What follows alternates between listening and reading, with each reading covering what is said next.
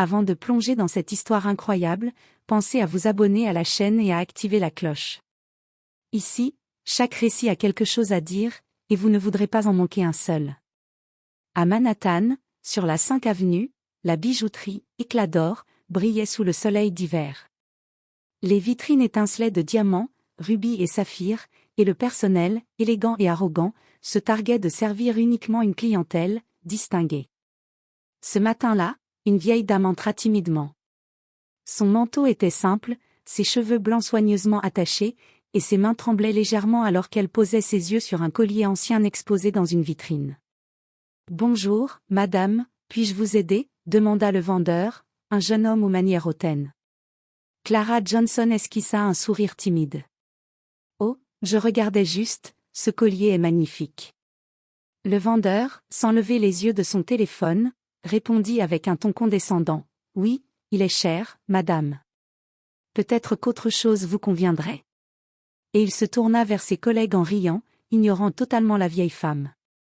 Blessée et humiliée, Clara recula et fit quelques pas vers la sortie. Ses doigts caressèrent une dernière fois la vitrine. « Merci, enfin !» murmura-t-elle, la voix tremblante. Personne ne l'entendit. Elle sortit sous le vent glacial de janvier, le cœur serré. Arrivée chez elle, dans son appartement luxueux mais sobre, Clara s'assit devant son ordinateur. Peu de gens savaient qu'elle n'était pas seulement une retraitée, elle était une investisseuse brillante et discrète, avec un patrimoine colossal et des actions dans plusieurs grandes entreprises de la ville. La vision de cette arrogance gratuite éveilla en elle une détermination froide et implacable. Elle sourit, presque imperceptiblement, en ouvrant son logiciel de transactions boursières. Le plan qu'elle avait en tête allait changer sa vie, et celle de la bijouterie, éclat d'or. Ce que personne dans cette boutique ne savait, c'est que la vieille dame qu'ils avaient ignorée n'était pas seulement riche, elle était prête à se venger. Et le lendemain, leur monde étincelant allait s'effondrer. Le lendemain matin, Manhattan était plongé dans un froid vif, mais l'air glacial n'empêchait pas l'agitation de la bourse. Clara Johnson, dans son appartement cossu du quartier Upper East Side, avait passé la nuit à étudier les comptes et la structure de éclat d'or. Les vendeurs arrogants, le directeur suffisant, tous avaient sous-estimé cette vieille femme. Erreur fatale. Clara prit son téléphone et appela son courtier personnel. « David, j'ai besoin que tu passes une commande massive. Toute action disponible de éclat d'or, achète-les. Peu importe le prix. Je veux le contrôle total d'ici ce soir. » David, surpris, hésita. « Clara, c'est risqué, tu vas dépenser. » « Je ne discute pas, David. Fais-le. » La voix de Clara était glaciale et autoritaire. Pas une once de doute. Quelques heures plus tard, les nouvelles firent le tour de Wall Street. Madame Clara Johnson venait de racheter la totalité de « éclat d'or ».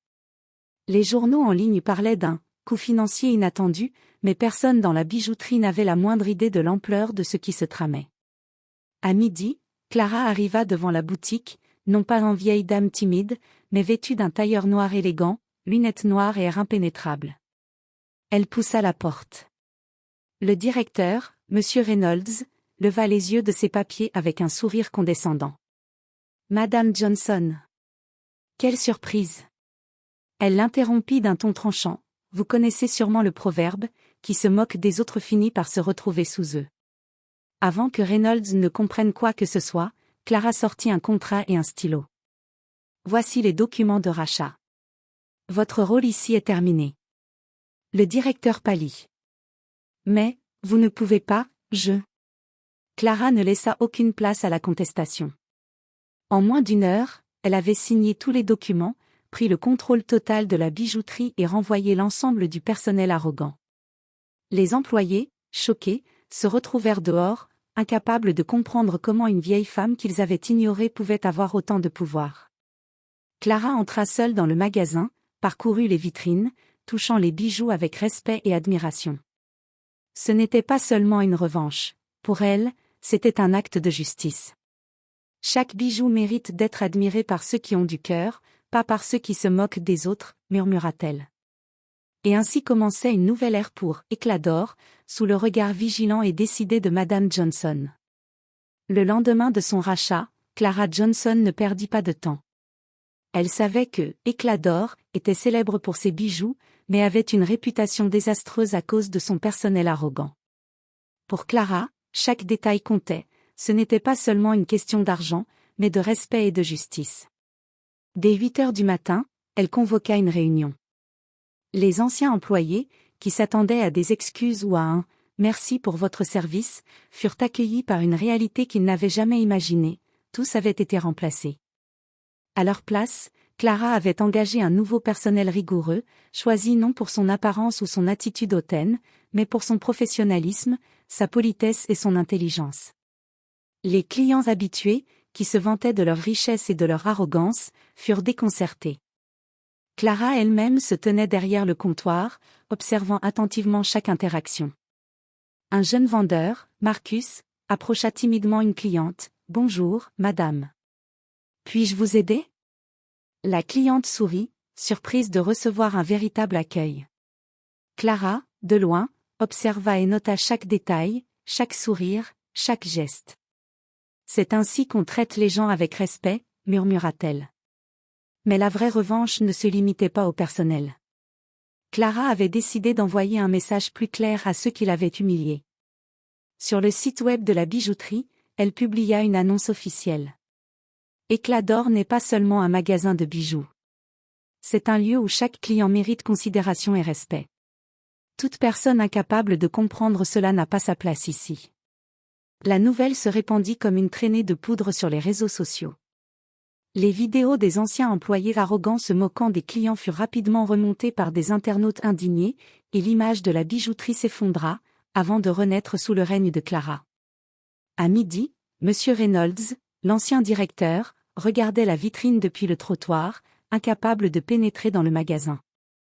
Il vit Clara accueillir chaleureusement un couple âgé, leur offrant même une tasse de thé pendant qu'ils admiraient les bijoux. La fierté et l'arrogance qu'il avait montrées quelques jours plus tôt avaient disparu. Clara, elle, souriait intérieurement. La revanche était complète, elle n'avait pas seulement pris le contrôle, elle avait instauré un respect qu'aucune arrogance ne pourrait jamais effacer. Et pourtant, dans son esprit, elle savait que ce n'était que le début. D'autres surprises l'attendaient, des leçons encore plus marquantes pour ceux qui avaient cru pouvoir la mépriser. Les semaines suivantes, Éclat d'or devint le lieu le plus fréquenté de Manhattan. Les clients affluaient non seulement pour les bijoux, mais pour l'expérience, un service irréprochable, une ambiance chaleureuse, et surtout, le respect que Clara exigeait. Chaque employé nouvellement embauché savait que l'excellence n'était pas une option, mais une règle absolue. Pendant ce temps, les anciens employés, ceux qui avaient ignoré et humilié Clara, se débattaient avec leur réputation ternie. Des vidéos et témoignages circulaient sur les réseaux sociaux, montrant leurs comportements irrespectueux passés. Certains perdirent d'autres emplois, d'autres furent ridiculisés publiquement. Clara, elle, ne se contentait pas de les laisser tomber. Elle voulait que chacun comprenne l'impact de l'arrogance et du mépris. Elle lança alors un événement inédit dans la bijouterie. La journée du respect, une journée où les clients pouvaient entrer gratuitement et observer le fonctionnement de la boutique, discuter avec Clara et même apprendre à identifier les bijoux. Le jour de l'événement, la boutique était bondée. Les journalistes étaient là, les caméras tournaient, et les anciens employés virés furent invités, mais pas comme participants, ils étaient là pour voir. Clara se tenait sur une petite estrade au centre de la boutique. « Vous voyez ces bijoux ?» dit-elle, montrant un collier ancien. Chaque pierre est précieuse, mais ce qui la rend vraiment brillante, c'est le respect que l'on donne à ceux qui la regardent. Ceux qui ignorent ce principe n'ont pas leur place ici. Les anciens employés, humiliés devant tout Manhattan, baissaient la tête. Même M. Reynolds, l'ancien directeur, sentit sa fierté se briser. Clara ne devait même pas lever la voix, sa présence seule suffisait à imposer son autorité. À la fin de la journée, Clara annonça quelque chose qui stupéfia tout le monde. À partir de demain, nous allons ouvrir un programme de formation pour tous les employés de bijouterie de la ville. Chaque vendeur doit apprendre le respect et l'attention aux clients. Ceux qui échouent seront exclus du métier. Le message était clair, la revanche n'était pas seulement personnelle, elle était une leçon publique et durable. La vieille dame humiliée par un jeune vendeur arrogant avait non seulement repris son pouvoir, mais avait transformé la boutique et envoyé un avertissement retentissant à toute l'industrie. Et tandis que les lumières de la bijouterie s'éteignaient ce soir-là, Clara regardait les vitrines briller sous la lune, un sourire satisfait sur les lèvres. Elle savait que sa revanche était complète, mais elle se préparait déjà pour le prochain défi. Parce qu'une femme comme Clara Johnson ne se contentait jamais de peu. Quelques mois plus tard, Éclat d'or n'était plus seulement une bijouterie. Sous la direction de Clara Johnson, elle était devenue une institution de respect et de prestige. Les médias parlaient de la révolution du service client, et Clara était célébrée comme une femme visionnaire qui avait transformé non seulement une boutique, mais tout un secteur. Cependant, Clara savait que la véritable revanche devait être complète. Les anciens employés, humiliés par l'événement public et par les réseaux sociaux, n'avaient toujours pas appris leur leçon. Certains avaient tenté de retourner à leurs anciennes boutiques, espérant continuer leur arrogance, mais leur nom était désormais associé à l'humiliation et au mépris. Pour clore définitivement l'affaire, Clara lança une initiative audacieuse, un gala privé au sommet d'un hôtel de Manhattan, réunissant tous les acteurs de l'industrie de la bijouterie. Les invitations étaient rares et prestigieuses, mais tous les anciens employés virés avaient reçu une invitation spéciale. Le soir du gala, vêtue d'une robe noire élégante parsemée de diamants, Clara se tenait sur l'estrade devant une salle éblouissante. Les anciens employés entrèrent, pensant peut-être retrouver un peu de leur gloire passée. Mais ils furent surpris.